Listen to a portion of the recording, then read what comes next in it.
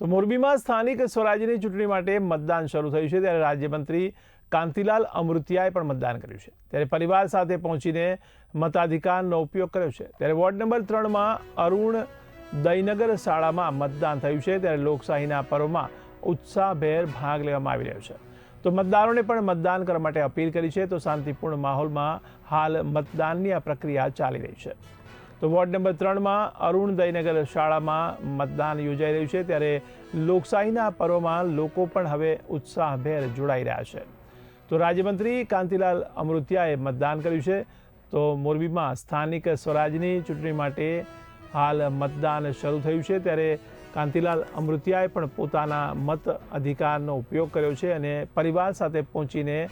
તેમણે મતદાન કર્યું છે ત્યારે વોર્ડ નંબર 3માં અરુણ દયનગર શાળામાં આ મતદાન કરવામાં આવ્યું છે તો લોકશાહીના પર્વમાં ઉત્સાહભેર ભાગ લીધો છે તો મતદારોને પણ તેમણે મતદાન કરવા માટે અપીલ કરી છે શાંતિપૂર્ણ માહોલમાં હાલ આ મતદાનની પ્રક્રિયા ચાલી રહી છે